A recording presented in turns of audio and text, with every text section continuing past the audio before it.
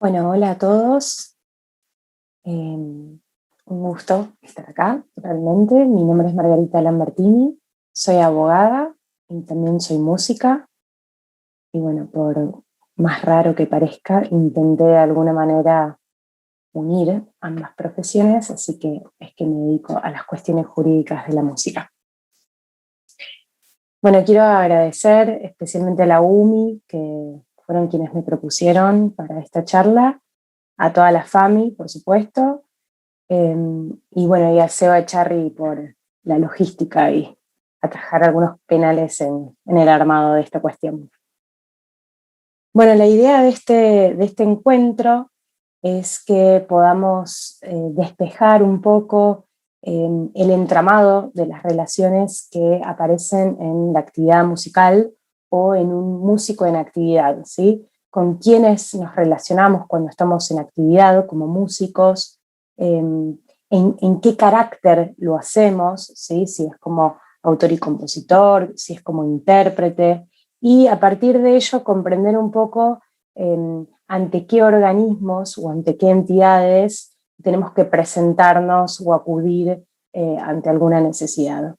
Entonces, la idea de esta charla, de esta reunión, es un poco eso, comprender quiénes participan de la actividad musical, ¿sí?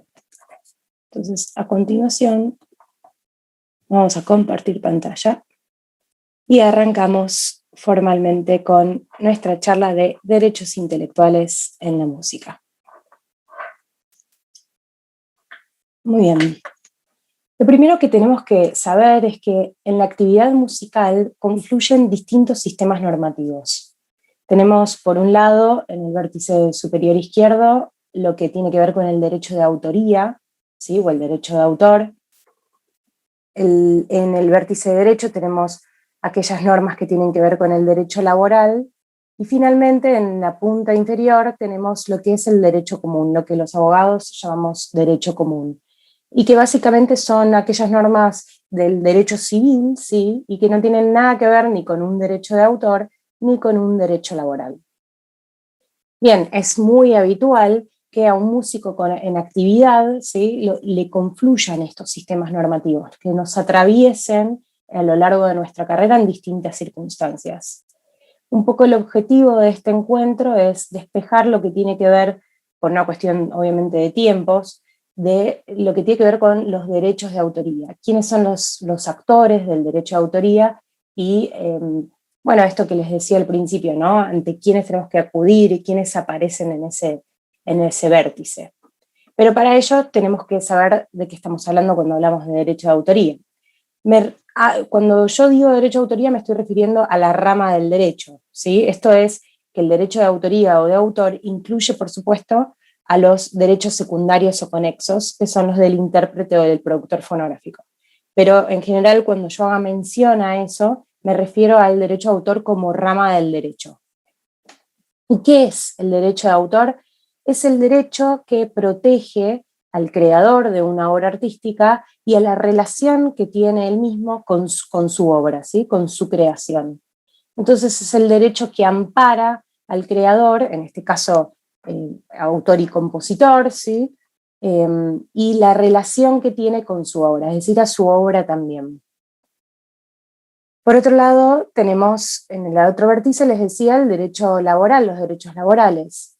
Los derechos laborales regulan la relación existente entre un músico trabajador y aquel que lo emplea.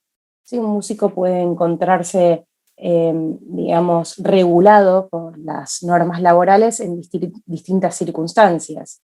Lo puede hacer un músico que toca el piano en un hotel, lo puede ser músicos que participan de una obra de teatro, que participan como músicos sesionistas en la grabación de un disco, distintas circunstancias que hacen que ese trabajo que está realizando el músico, que como verán son todos distintos, es decir, es distinto la actividad que realiza un músico en un teatro a la actividad que realiza un músico sesionista, y están reguladas justamente por el derecho laboral.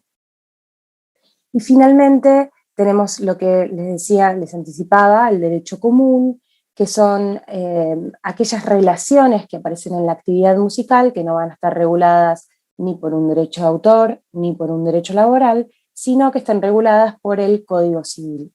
Y por ejemplo, un ejemplo de esto es la relación que podría tener un grupo musical con su manager, ¿sí? Con su representante.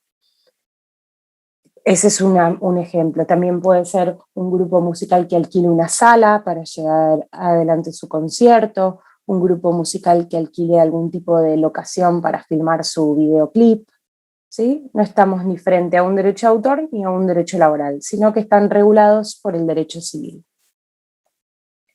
Y ahora sí, adentrándonos al vértice del derecho de autoría, que ya lo definimos, el derecho de autoría tiene a 3 sujetos principales en la música, por supuesto, ¿no? Que surgen por si hay algún abogado entre nosotros, o para los que tienen más curiosidad, surge de la ley 11.723, que es la ley de propiedad intelectual, y que regula, por supuesto, todas las artes, pero en nuestro caso nos vamos a referir a estas 3 personas que son las que tienen incidencia en el ámbito musical. Entonces, en primer lugar, tenemos al autor y compositor, en segundo lugar tenemos al intérprete y en tercer lugar tenemos al productor fonográfico. ¿Y quién es quién? ¿Quiénes son estas 3 personas que intervienen en la actividad musical? Bueno, el autor es aquel que escribe la letra de una obra musical y compositor es quien realiza la música, ¿sí? De una obra musical. Que por supuesto, debemos está decir que puede darse en una sola persona podría ser autor y compositor, o las combinaciones son infinitas. Todos los presentes en este encuentro podríamos componer juntos una obra musical, ¿sí? Y entonces seríamos todos autores y compositores. En segundo lugar, tenemos al intérprete. Intérpretes son aquellas personas que tocan un instrumento o que cantan en una obra musical que sea grabada, ¿sí? Requiere para el derecho de autor, requiere que la obra sea grabada, tiene que haber una fijación de esa interpretación. Esto es muy importante porque de la fijación va a depender la posibilidad que tiene el intérprete de efectivamente percibir su derecho económico por la circulación de la obra, es decir, por cada vez que la música suena en distintos lugares, el intérprete va a poder obtener el rédito económico que se le genera por esa difusión. Y en último lugar tenemos al productor fonográfico. ¿Quién es el productor fonográfico? Bueno, es aquel que solventa los gastos de una grabación. ¿Y cuáles son los gastos de una grabación? Bueno, principalmente el estudio de grabación y luego los músicos sesionistas. El haber pagado, afrontado esos 2 gastos principales nos convierte en productores fonográficos, ¿sí? Tradicionalmente, ustedes, digo, ya lo sabrán justamente en el marco de este encuentro, ¿no? Pero tradicionalmente han sido los sellos discográficos, hoy en día son los propios proyectos musicales quienes se ocupan de afrontar este gasto y por ende retener este derecho, el del productor fonográfico, no solamente con una mirada de no perder un derecho sobre una pata fundamental en la carrera de un músico, sino que por supuesto esto viene completamente ligado a la posibilidad de obtener una compensación económica. Muy bien.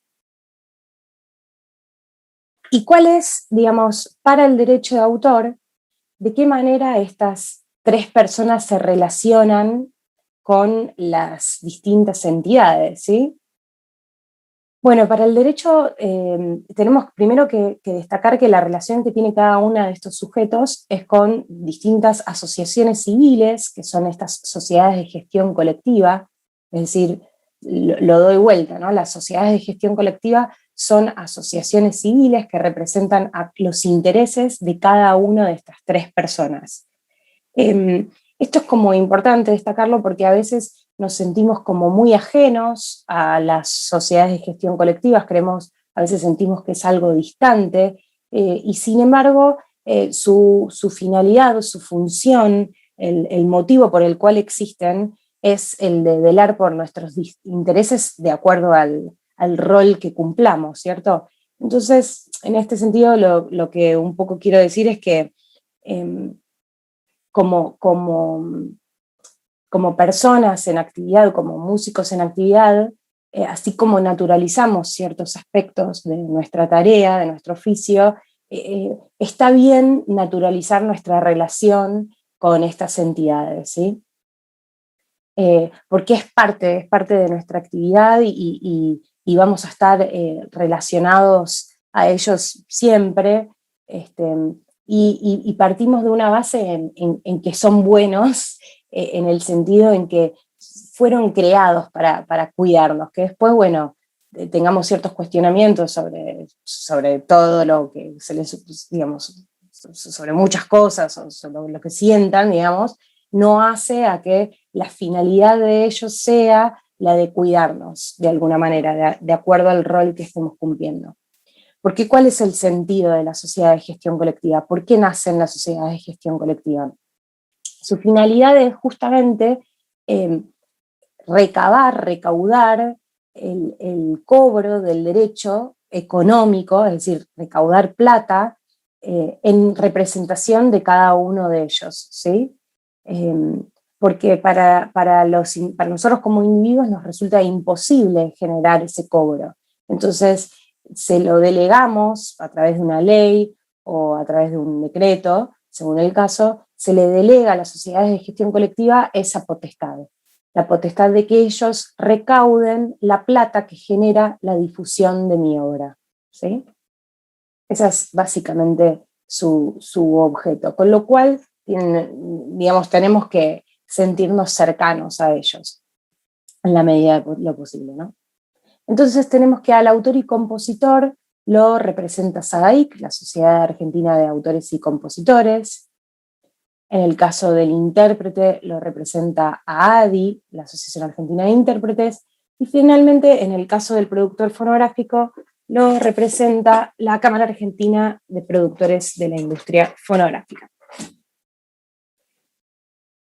Y que, como les adelantaba, la finalidad de estos tres asociaciones civiles, que técnicamente son 4, esto es una particularidad, son 4 porque en el caso de ADI-CAPIF hay una, digamos, tercera que justamente se llama ADI-CAPIF, y que ella, en realidad ella es la encargada de cobrar, ¿sí? Ella es la que sale a la calle, digamos, a recaudar a los distintos comercios o a las distintas radios y a los distintos usuarios de música, ¿sí? Pero luego es aquello que recaudó le da un porcentaje a ADI para que lo distribuya entre sus representados, o sea, los intérpretes, y otro porcentaje a CAPIF para que lo distribuya entre los productores fonográficos. Pero en definitiva lo que quiero destacar es que son 3 las que nos van a representar en nuestros distintos roles, ¿sí? ¿Cómo llegamos a la instancia de que nos representen o cómo vamos a formalizar nuestra relación con cada uno de ellos? A través de los registros. No es el objetivo de este encuentro que yo les traslade cómo hacer los registros, porque me parece que eso es algo que ustedes pueden, una información que ustedes pueden obtener a través de las páginas web de las distintas sociedades o incluso a través de todas las asociaciones que forman parte de la FAMI, digo, es una información localizable, pero sí quiero hacer hincapié o mencionar brevemente, digamos, de qué se tratan esos pasos, digamos, para registrar, sin ahondar demasiado, como les decía, pero porque tiene que ver con cómo, esto que les decía, cómo afianzar o cómo formalizar nuestra relación con cada una de las entidades. En el caso del autor y compositor, es decir, aquellos que hacen música, el registro va a ser primero ante la Dirección Nacional del Derecho de Autor. La Dirección Nacional del Derecho de Autor, pensemos que es un ente que depende del Ministerio de Justicia de la Nación y que por ende, digamos, es el mismo ministerio que donde uno deja asentado que se compra un auto o una casa, digo, para hacer este paralelismo. Entonces, yo lo que estoy dejando asentado ante la Dirección Nacional del Derecho de Autor es que soy dueña de una determinada creación, ¿sí? Entonces, lo primero que hace el autor y compositor es registrar su obra ante la DNDA, que hoy en día se puede hacer todo por trámites a distancia, es decir, online, y luego irá a SADAIC a refrendar aquello que hizo en la DNDA para que SADAIC pueda vincular lo que cobra en su nombre y así poder pagárselo, ¿sí? O sea que para finalmente cerrar, digamos, el círculo de la relación con SADAIC, es necesario cumplir con estos dos pasos de registro. Primero DNDA y luego SADAIC. En el caso del intérprete, bueno, suceden dos situaciones, ahí olvidé agregarle un pequeño puntito, porque cuando el fonograma es en formato físico, solamente me presento en ADI, llevo mi disco y digo en qué temas toqué. Mientras que si el formato es si la grabación en la cual participé como intérprete es en formato digital, actualmente están pidiendo el registro del disco, del disco virtual, vamos a decir, sí, en formato digital, ante la DNDA, ¿sí?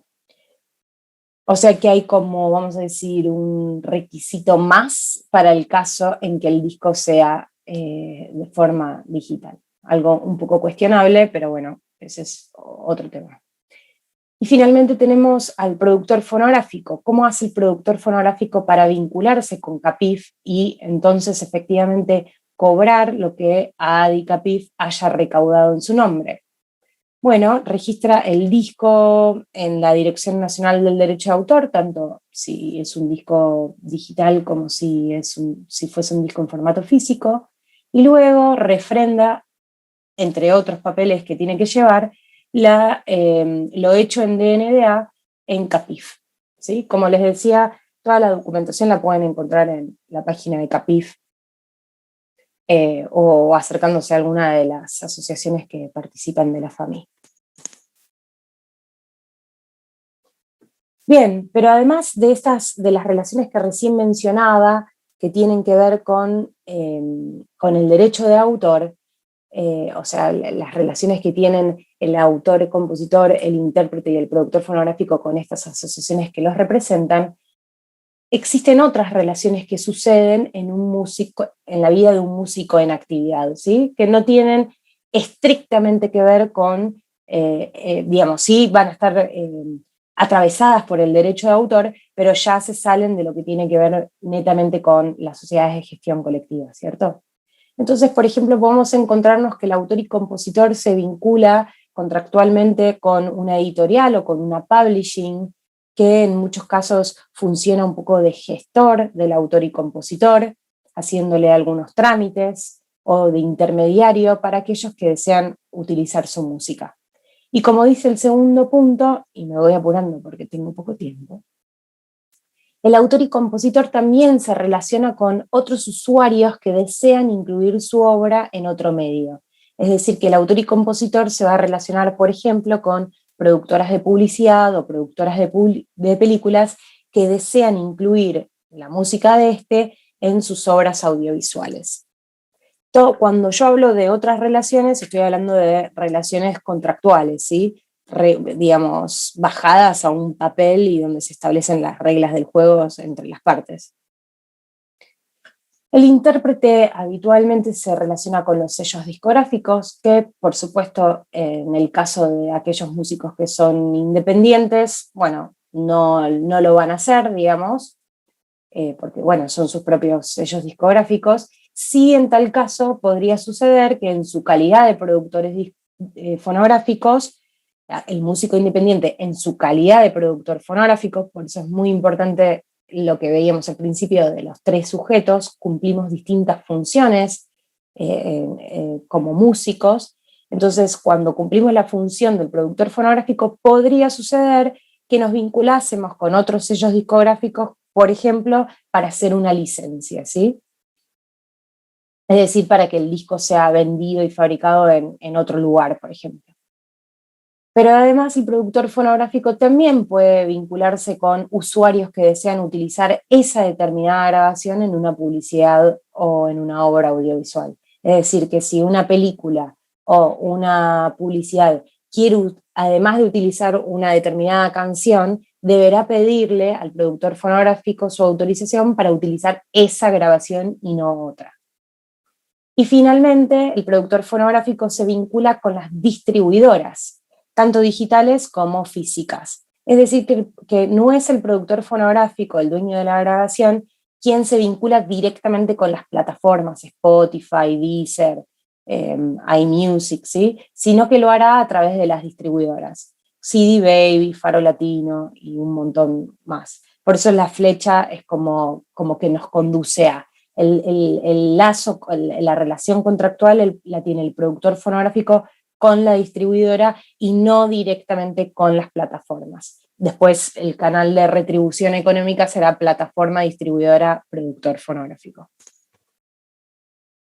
Y bueno, con esto nos despedimos, me excedí un poquitito en el tiempo, es muy breve, pero como un resumen rápido, lo importante es siempre tener en cuenta qué rol estamos cumpliendo, si estamos parados en nuestra calidad de autores y compositores, o si lo es en nuestra calidad de intérprete, o si lo es en nuestra calidad de productor fonográfico, para entender qué estamos negociando, qué estamos cediendo en caso de que nos veamos en esa situación y qué estamos recibiendo a cambio. Entonces es como muy importante tener eso como ABC de nuestra carrera. Bueno, les dejo un beso grande y quedamos igual en contacto para las preguntas y respuestas. Muchas gracias.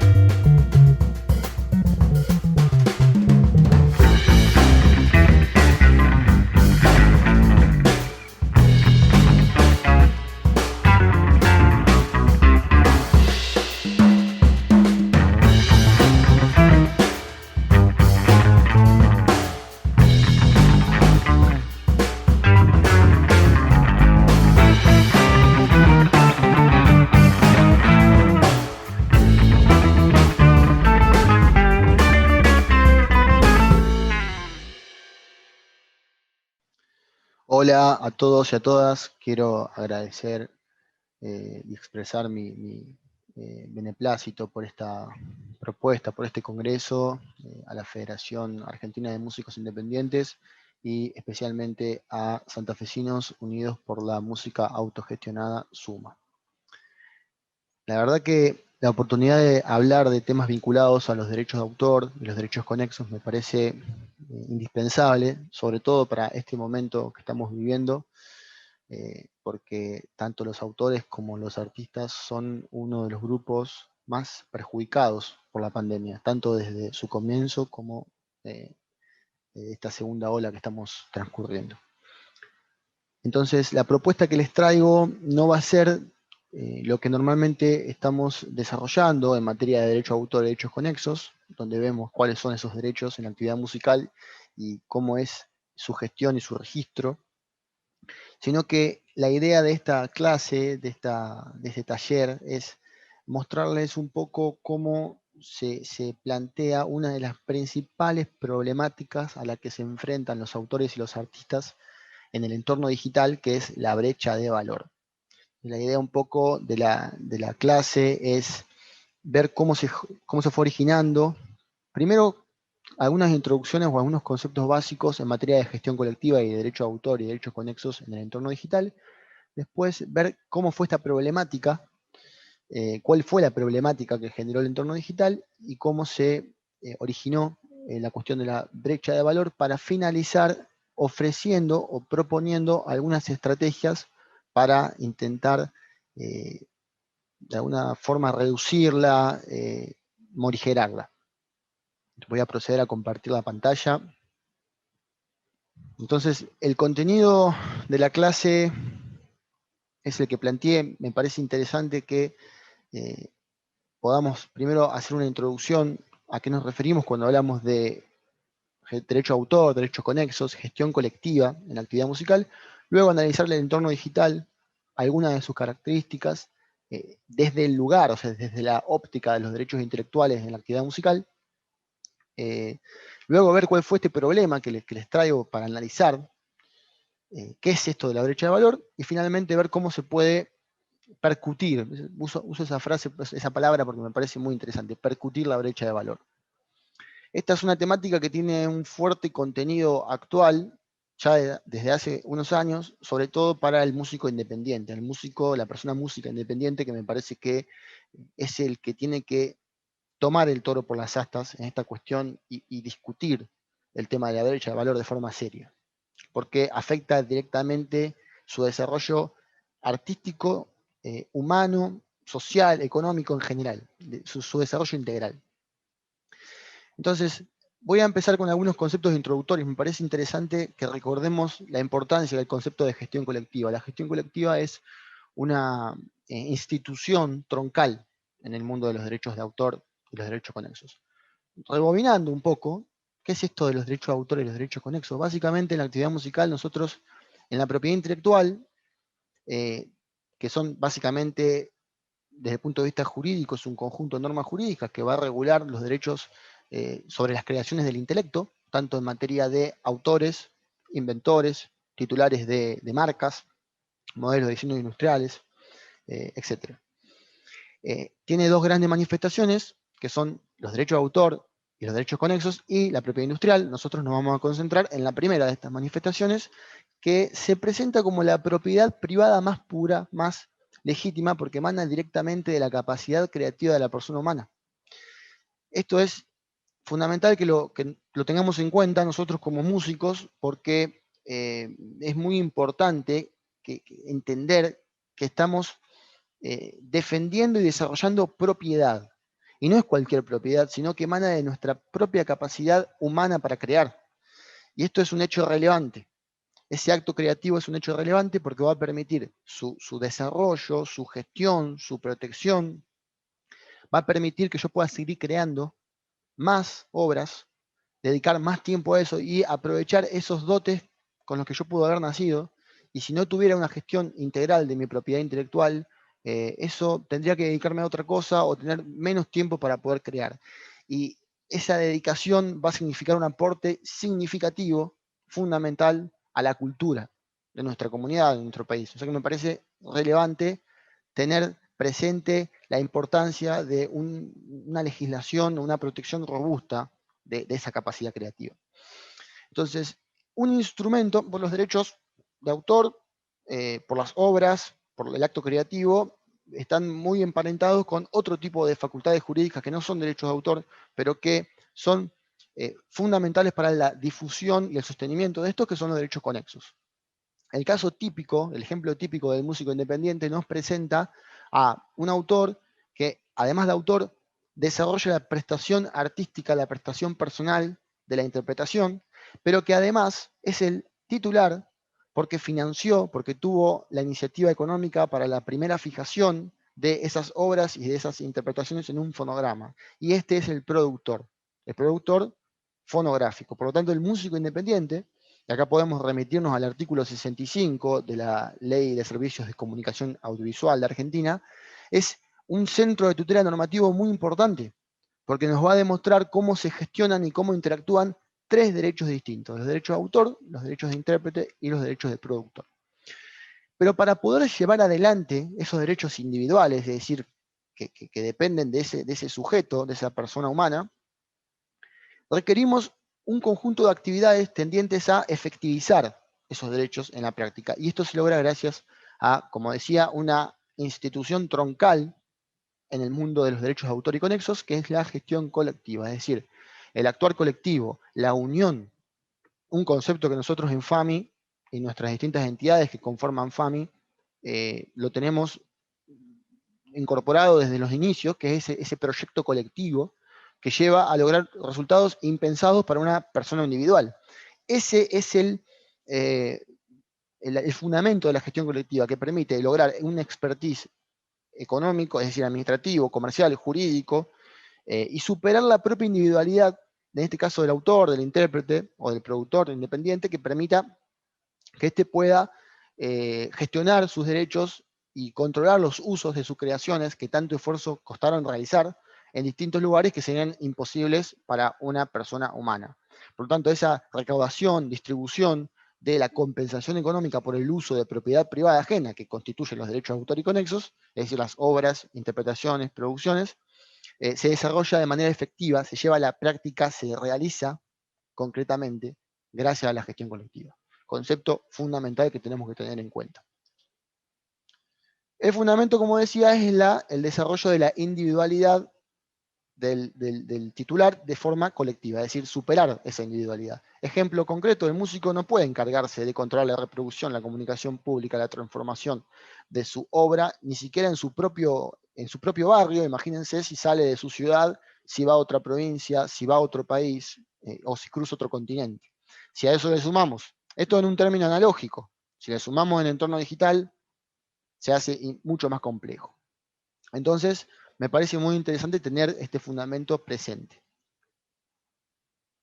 Las entidades, seguimos con una cuestión netamente introductoria. Las entidades, la mayoría de los que están viendo están presentes en este congreso, siguiendo este taller, esta clase, las tienen presentes, pero bueno, en Argentina, en el entorno, en el negocio de la música, en la actividad musical, tenemos a la Sociedad Argentina de Autores y Compositores, que es AAIC, la Asociación Argentina de Intérpretes, que es ADI, y la Cámara Argentina de Productores de Fonogramas, que es CAPIF, que constituyen estas tres entidades el fundamento o la estructura de la gestión colectiva de la actividad musical, de derechos intelectuales, de autor y conexos.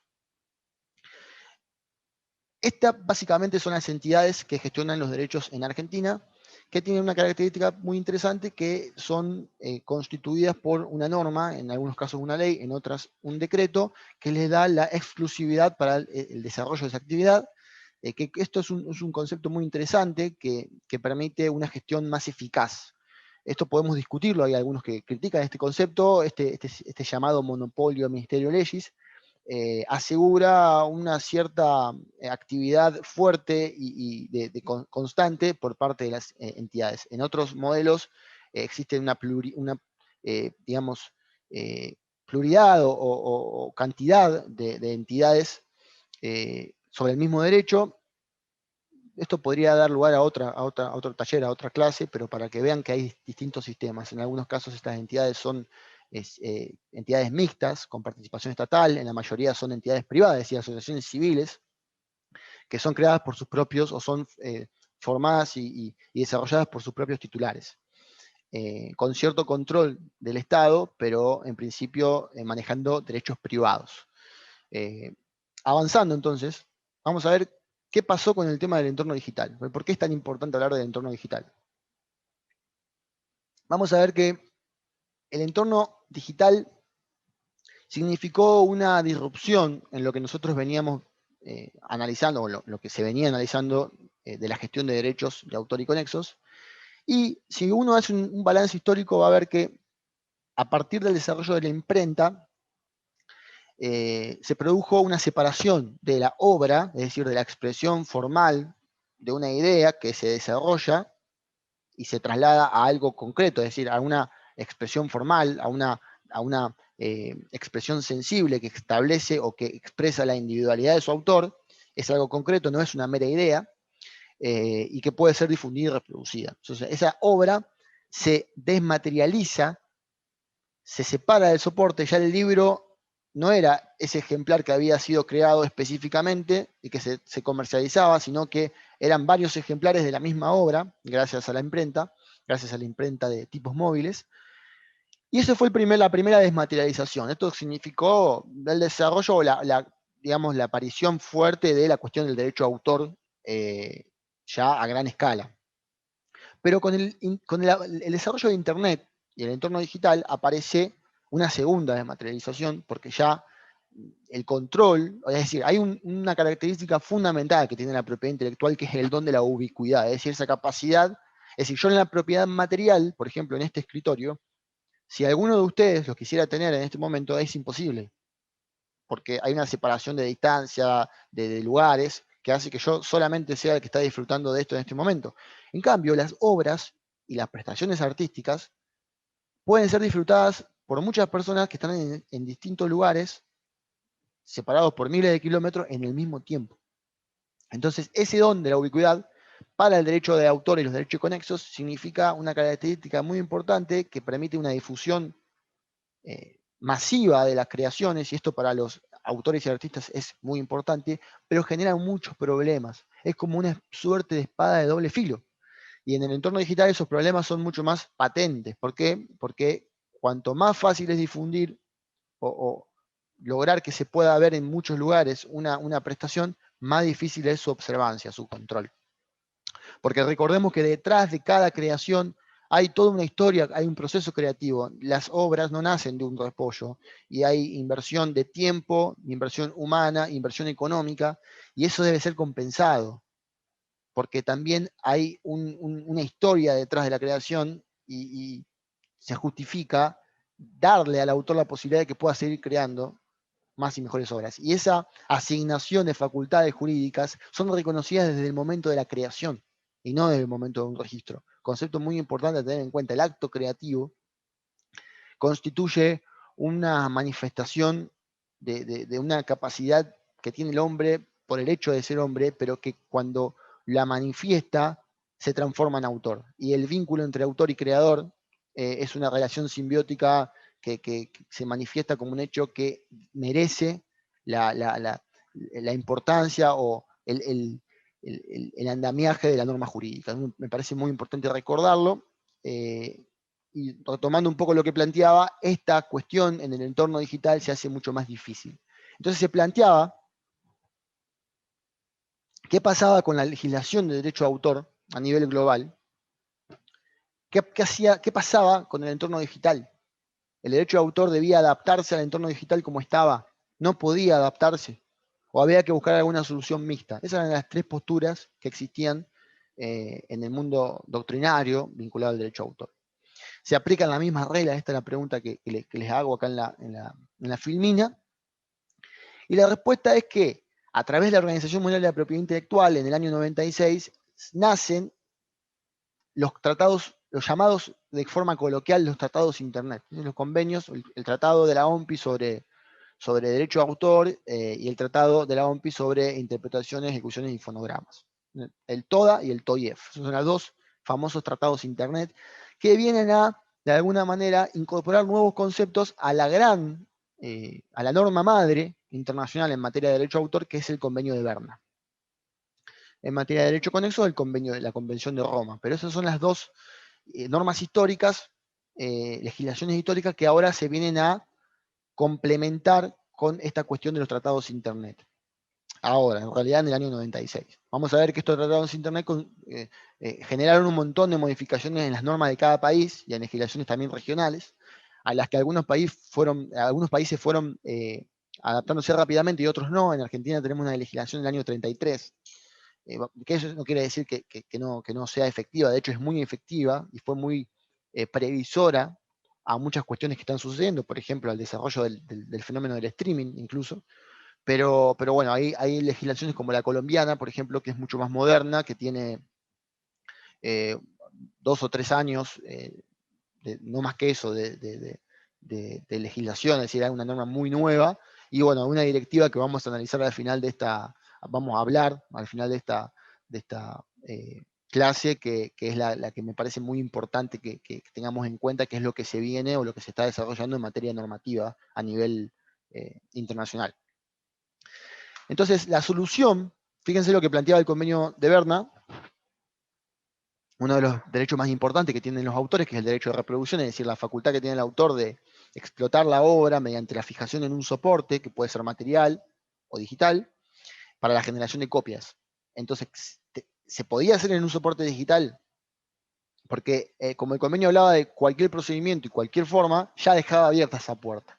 Eso se toma por la declaración concertada del convenio de derecho de autor de la OMPI, y se entiende que son totalmente aplicables estas regulaciones al entorno digital, y que la descarga o el almacenamiento o la subida, es decir, el almacenamiento en un servidor o en un soporte o en un ordenador, constituye un acto de reproducción.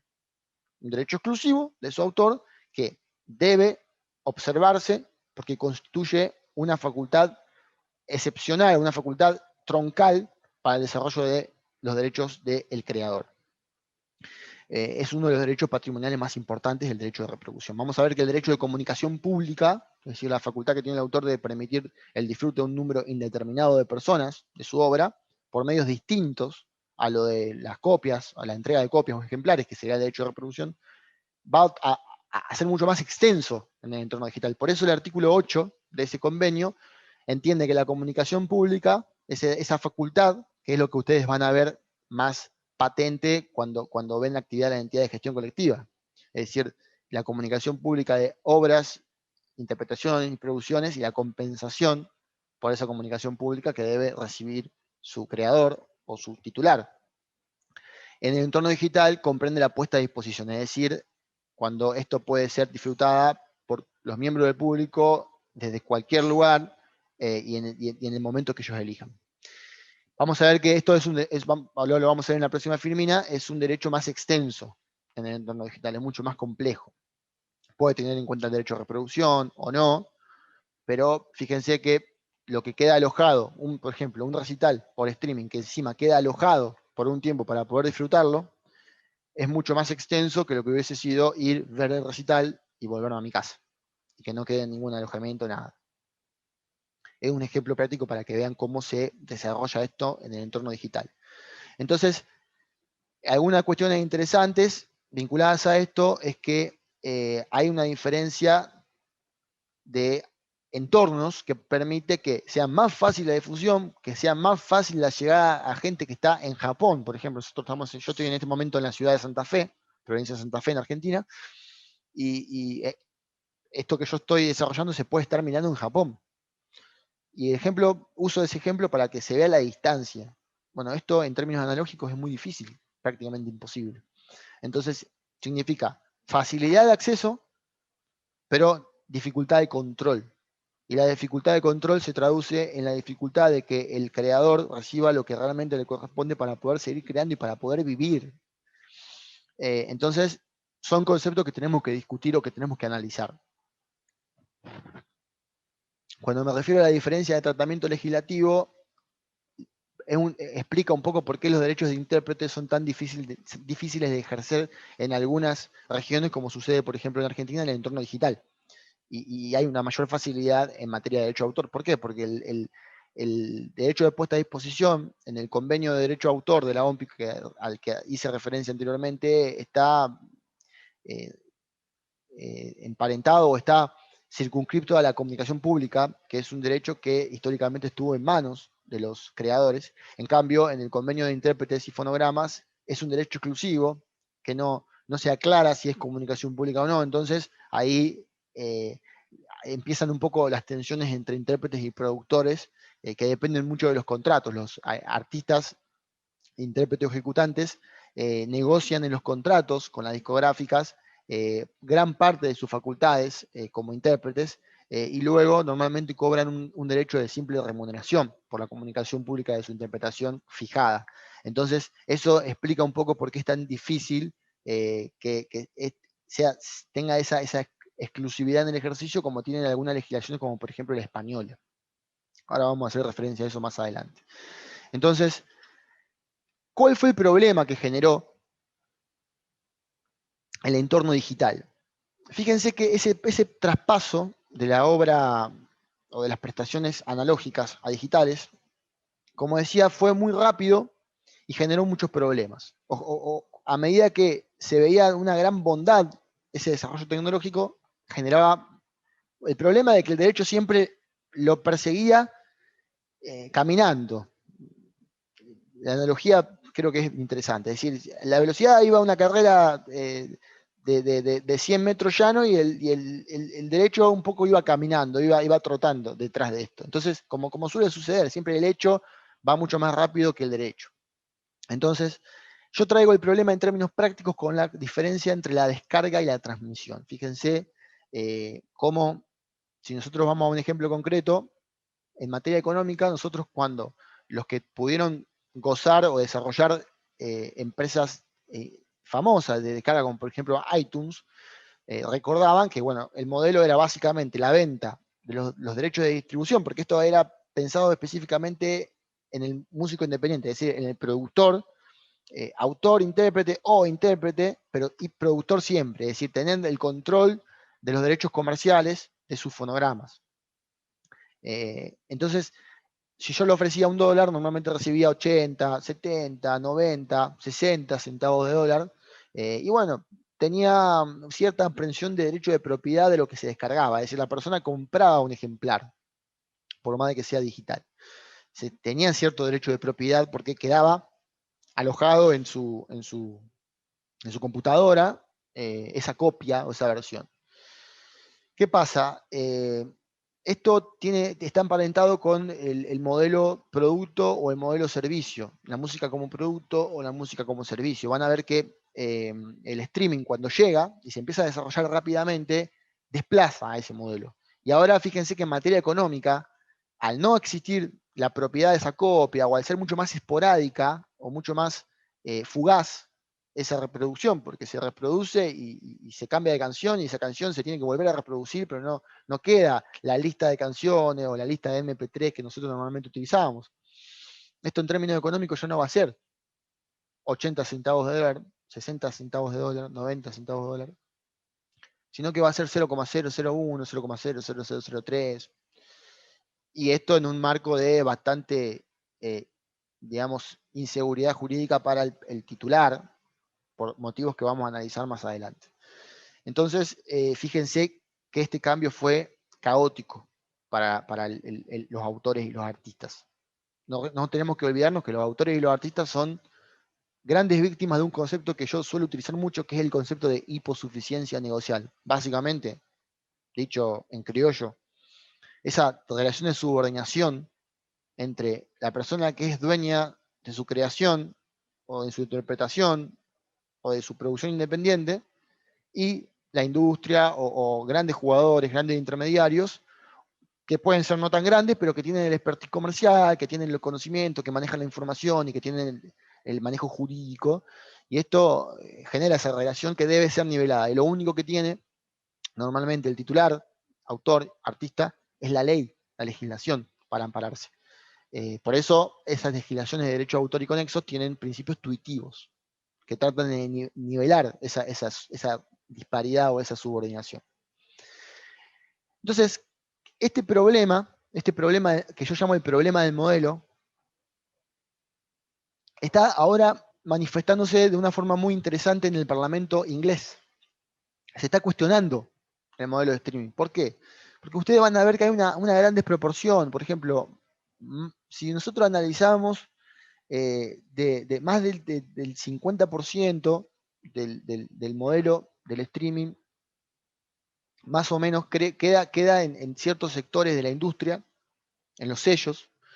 Vamos a ver que el 30% queda en las plataformas, digamos, del dinero que pagan los usuarios, más del 50% queda en un lado, el 30% queda en las plataformas, y menos del 10% realmente va a los artistas.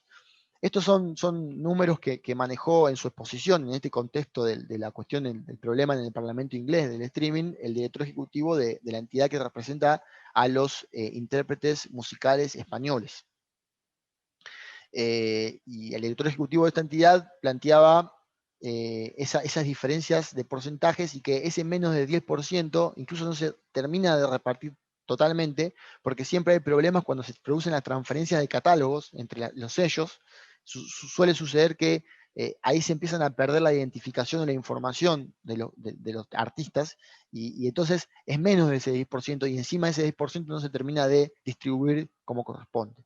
Son todos problemas que no solamente surgen por esa diferencia esa subordinación que existe entre el que tiene su factor productivo, creativo, y digamos, la industria propiamente dicha, sino que además sucede que hay una fuerte carencia de información. Ya vamos a ver que son todos elementos que fueron desarrollando, sumado a la responsabilidad o el cuestionamiento de la responsabilidad de los intermediarios, es decir, los grandes jugadores que ustedes ven actualmente, las grandes plataformas que vienen a tener un rol fundamental en la difusión y en la distribución de estos contenidos, vienen a generar lo que habíamos anticipado en esta clase, que es la denominada brecha de valor.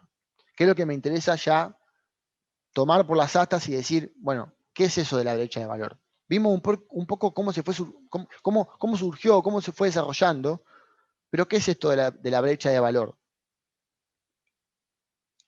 Yo lo planteo en dos enfoques, en un enfoque amplio y en un enfoque restringido. Desde el punto de vista amplio van a ver que esas diferencias económicas entre la obtención de beneficios económicos, el desequilibrio entre la obtención de beneficios, independientemente de si las obras son autorizadas o licenciadas, y el uso de esas obras. Es decir, por el uso se requiere una compensación, porque estamos usando propiedad privada, propiedad ajena.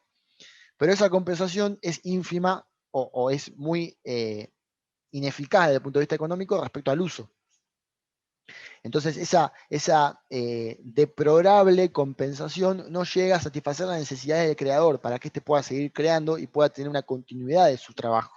Y esto repercute también, sin hacer un análisis estético, repercute en la calidad del trabajo que realiza.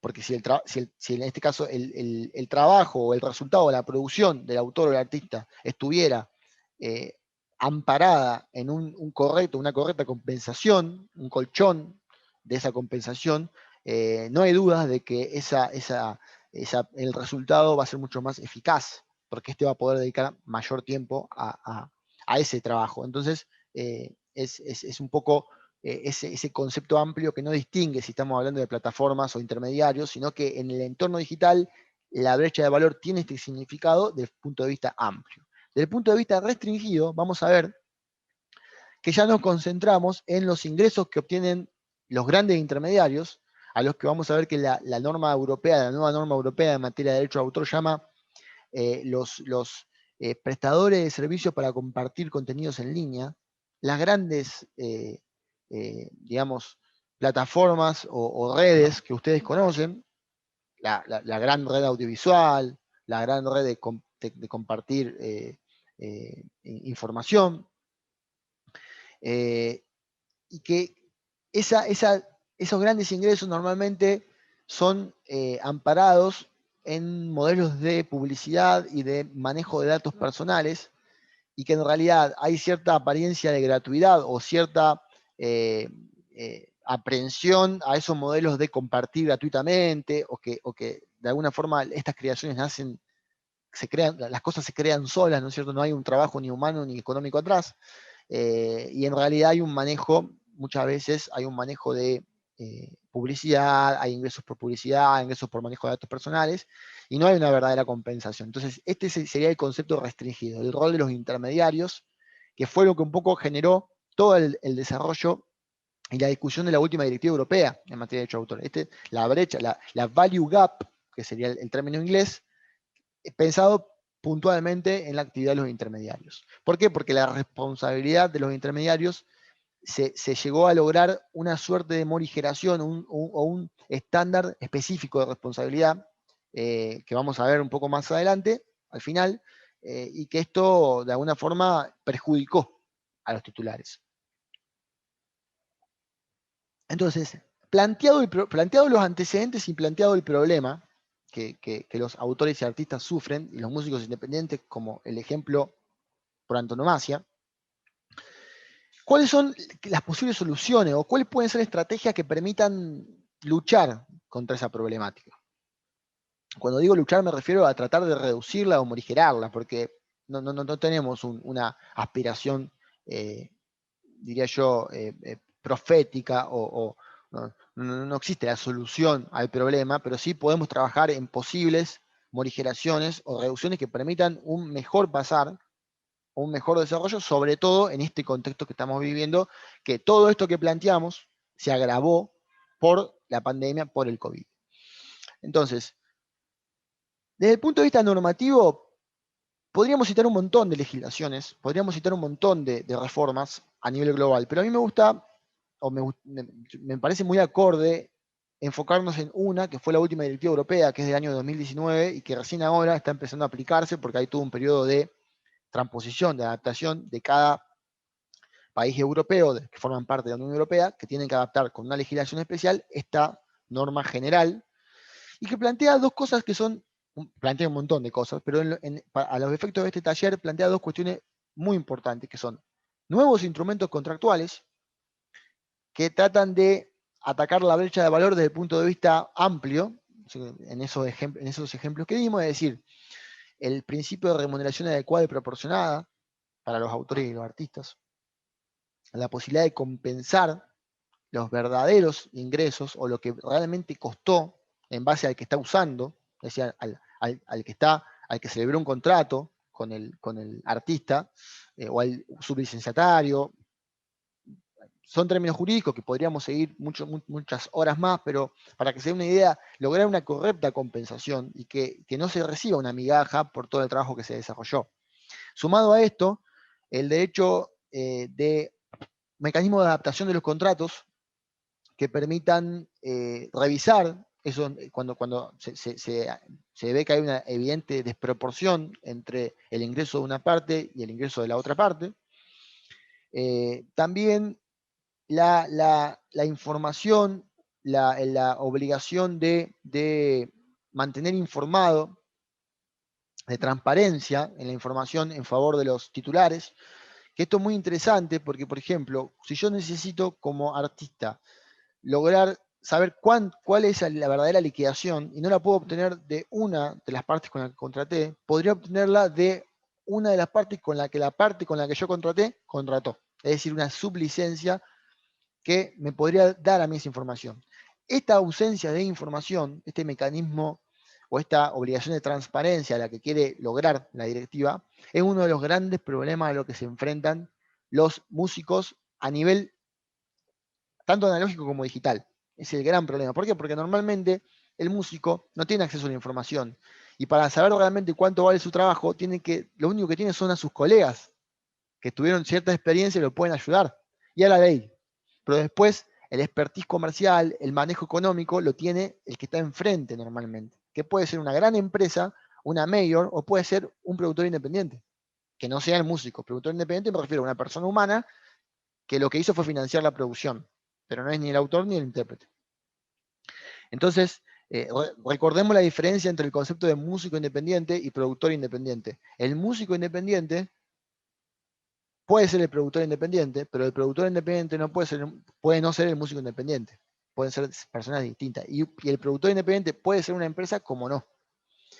Entonces, esos instrumentos contractuales que atacan la brecha de valor desde el punto de vista. Me faltó mencionar uno de los más importantes, que va a ser, yo creo, el de más difícil desarrollo, que es el derecho de revocación. Es decir, revocar un contrato cuando se pueda probar que no hubo explotación y la obra o la prestación quedó parada desde el punto de vista comercial, en perjuicio de su titular, o la exclusividad de una licencia que puede haber existido, para lograr también darle mayor libertad de explotación a su propio titular. Esto desde el punto de vista práctico es muy interesante. Hay una norma parecida en la Copyright Act, que es la ley de derecho de autor estadounidense, pero con un sistema de derecho de autor distinto. Recordemos que no es lo mismo el derecho de autor continental europeo, que tiene Argentina, que tienen la mayor parte de los países del mundo, América Latina, Europa, del copyright, cuya mayor o mejores expresiones son Estados Unidos e Inglaterra, o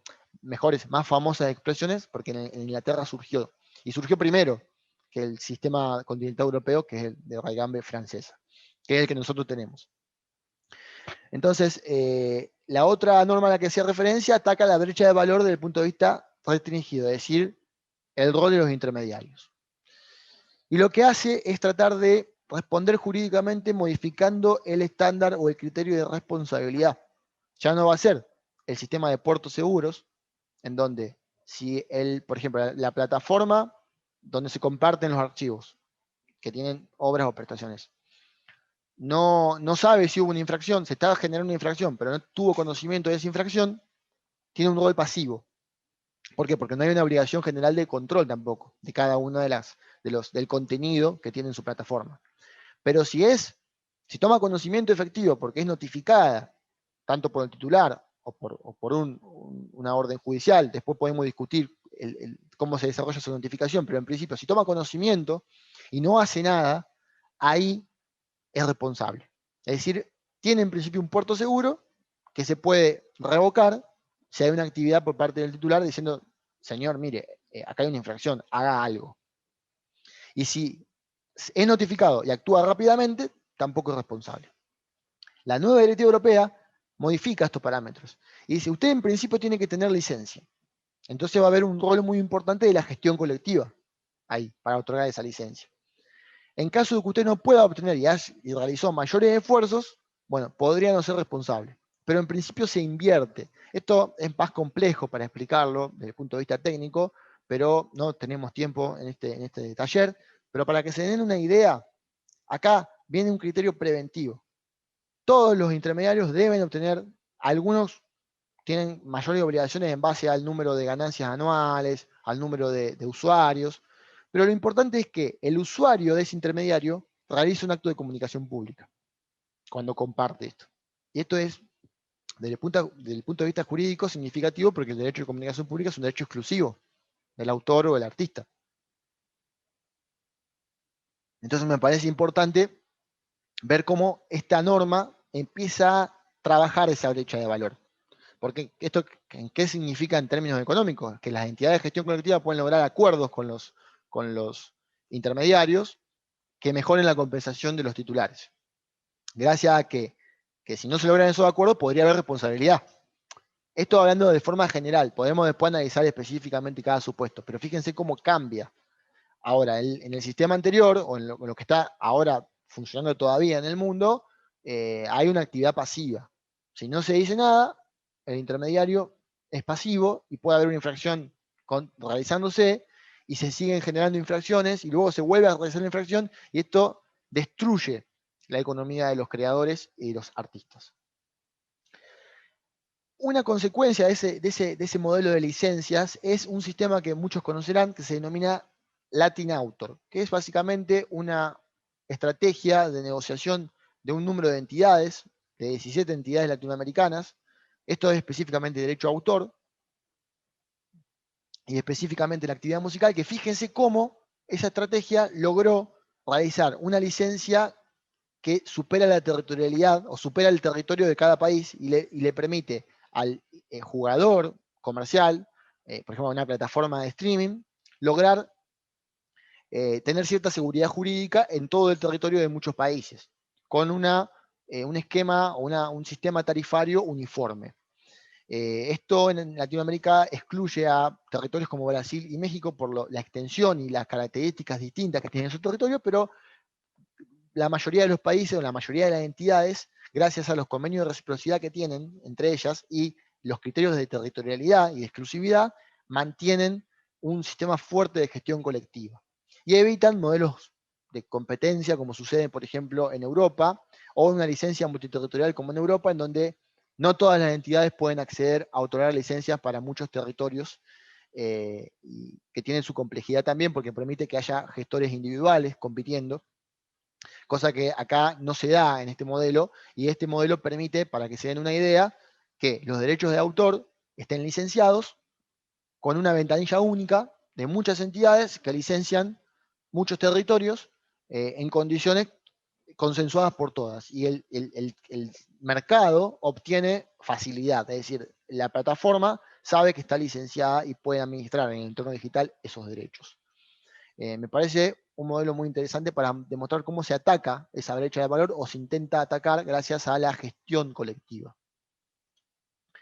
Bueno, estos son los países que integran el modelo de Latin Author, para que se den una idea. Hay una fuerte representación y ya tienen una expertise muy importante de varios años funcionando y cada vez se trata de desarrollar mejor ese funcionamiento. Tiene sus dificultades, obviamente, pero intenta suplir esa carencia de uniformidad legislativa, porque fíjense que no es lo mismo una licencia multiterritorial por la directiva europea del año 2014, que es una directiva sobre una norma sobre gestión colectiva a nivel europeo. En Argentina y en Latinoamérica no tenemos eso. Hay algo parecido en la comunidad andina, donde son 4 países actualmente que tienen una decisión, como una suerte de directiva regional, pero que tampoco está establecida en este contexto de licencia de mucho territorio.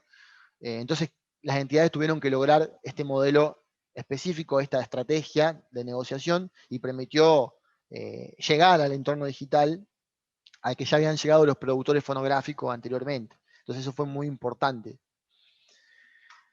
Para que se dé una idea, esto refuerza la gestión colectiva y por eso yo inicié este taller hablando de gestión colectiva. Es decir, la gestión colectiva en el entorno digital es muy compleja, entonces las entidades tienen que tomar el toro por las astas y lograr estas estrategias. Esto, les recuerdo, es solamente derecho de autor y solamente de obras musicales.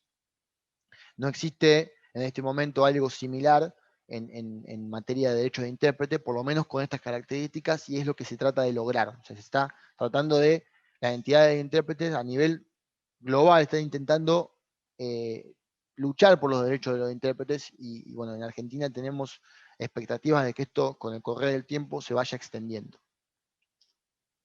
¿Qué pasa a nivel local? Esto es una estrategia regional. A nivel local, en Argentina, acá me gusta traer a colación la cuestión de la pandemia. La cuestión de la pandemia, fíjense qué generó. Generó que se parara toda la actividad. Hay un montón de cosas que no voy a decir porque ya las sabemos y las sufrimos en carne propia. Pero fíjense, por ejemplo, que el recital que se hacía digamos, en forma presencial pasó al streaming. Y hubo una confusión que se generó. Y los que estamos en materia de derecho de autor, los que somos un poco autoralistas, abogados autoralistas, además de músicos, tuvimos que sufrir, retornar un montón de años atrás y empezar a explicar nuevamente que no estábamos hablando de impuestos, estamos hablando de derechos.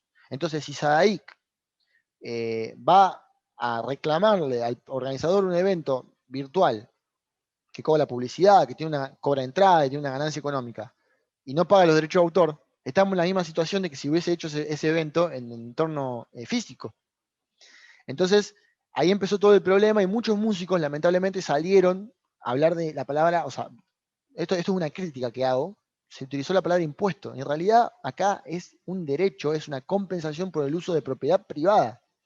Fíjense que los distintos diarios, acá les traigo 2 ejemplos bastante concretos, cómo se hablaba de la palabra impuesto cuando en realidad yo lo llamo a esto la falacia del tributo, que en realidad estamos hablando de derechos. Y es importante siempre remarcarlo. Yo como autor estoy ofreciendo mi obra al mercado, a una productora que va a organizar un evento, y debo ser compensado porque se está lucrando con propiedad privada ajena. Como se está lucrando con las bebidas cuando se venden bebidas en un bar. Nunca hay problemas en pagarle al dueño de la distribuidora de bebidas, no se discute, pero siempre hay problemas para pagarle a las entidades que representan a los autores y los artistas. Esto es algo muy importante que hay que tener en cuenta, porque es un tema también cultural. Los derechos de autor y conexos, para muchas personas, no son reconocidos como verdadera propiedad. Y parece que piensan que nosotros creamos desde un repollo o que esto cae y ya está, ya fue realizado. Pero en realidad hay todo un trabajo humano, económico detrás que, bueno, siempre trato de recordar. Esto generó que, por ejemplo, esto pasó en Latinoamérica, pero en el caso de SADIC se redujeron los aranceles para permitir un desarrollo más acorde a la situación. Entonces se pasó del 12% a un 9% por un plazo. Ahora la pandemia está obligando a que se mantengan ciertas rebajas, porque los eventos en streaming van a seguir. hasta que no se resuelva la situación un poco ya de forma más definitiva. Otra estrategia que me parece interesante tener en cuenta son las estrategias tecnológicas. Esto yo ya para terminar este taller. Estas estrategias tecnológicas o técnicas son interesantes porque fíjense que el código internacional estandarizado, el número de documento de las obras en el entorno digital, tiene un funcionamiento que viene del año 2002, y era descentralizado en cada entidad. ¿Qué pasó?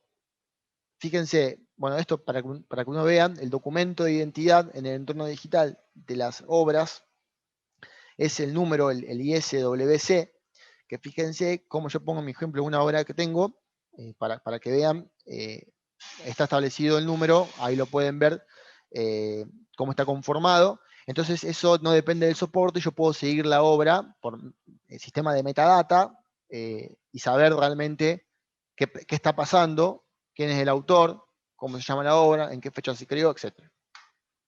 ¿Qué pasó? En el año 2020, la CISAC, que es la entidad que nuclea a todas las entidades de derecho de autor a nivel global, modificó, lo actualizó, lo mejoró, va a mejorar la gestión, va a mejorar la asignación del número y evita las duplicaciones. ¿Qué hizo la CISAC?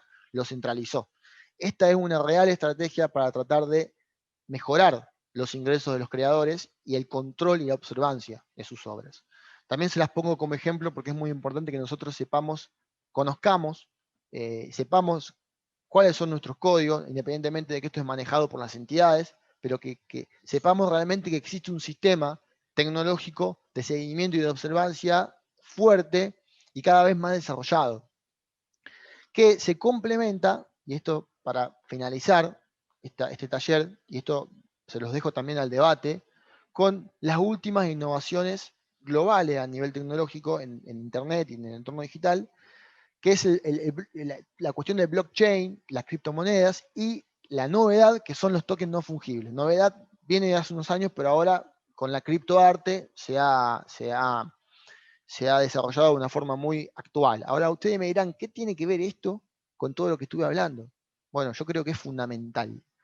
Ustedes saben que el protocolo de blockchain, no nos vamos a poner a hablar de blockchain, sobre todo al final de este taller, porque no vamos a tener tiempo, pero para que se den una idea, permite una descentralización tan importante de la información, de la propiedad, de las transacciones, que hay muchos ojos para cada transacción. Entonces, si yo quiero modificar un bloque o una transacción, me está mirando mucha gente y se me va a invalidar.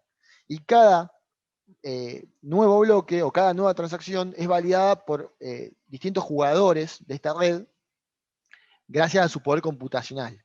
Y eso da una seguridad, no diría perfecta, pero casi. ¿Cómo usamos eso para la gestión de los derechos? Gracias a los últimos desarrollos que se están dando con los tokens no fungibles. Ustedes me dirán, ¿qué tiene que ver? Bueno, yo les pongo un ejemplo. ¿Sería posible generar estas fichas o estas especies de estampillas digitales para una obra, por ejemplo, y saber no solamente quién es el autor, cuándo se creó y características de la obra en la metadata, sino también tener un control gracias al blockchain de cuáles son las transacciones que se realizan, qué porcentaje económico va para cada parte, cuáles son los contratos, quiénes son los titulares de esos contratos, hay sublicencias, cuáles son las plataformas que están desarrollando, que están comercializando esas creaciones? ¿Qué me dicen ustedes si yo les digo que se podría lograr eso? ¿Y qué me dicen ustedes de acuerdo a la brecha de valor con eso? Entonces, avanzando, fíjense, un autor puede generar una ficha digital, como se está utilizando ahora en la criptoarte, y comercializarla. En la criptoarte se usa para darle una propiedad del original, como si fuera un cuadro, a una determinada persona, y eso es indiscutible. Entonces, cualquier imitación o cualquier cuestión fraudulenta no podría ser posible. Y se podrían asignar derechos, se podría transmitir no solamente la propiedad del ejemplar, sino también derechos de autor. Obviamente esto, si está consensuado o si está reconocido en lo que se denominan los smart contracts, los contratos inteligentes. Son básicamente operaciones informáticas que le dan esa seguridad al proceso. Pero si lo trasladamos a la gestión colectiva, esto, bueno, hay una experiencia que es en la entidad en la entidad italiana, para hablar la entidad, digamos, similar a SADAIC en Italia, en la cuestión musical, también engloba otro tipo de obras, pero en principio la SIAE italiana ya comenzó a funcionar porque en el 2019 hizo un convenio con una empresa,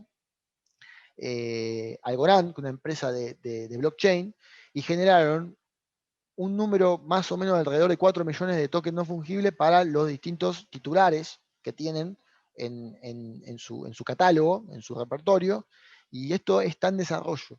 Esto puede permitir, según mi opinión, o tiene posibilidades de lograr atacar o reducir la brecha de valor. Si las entidades saben usar esta tecnología, podríamos avanzar en un montón de innovaciones que permitan mejorar la posición de los autores y los artistas en el entorno digital.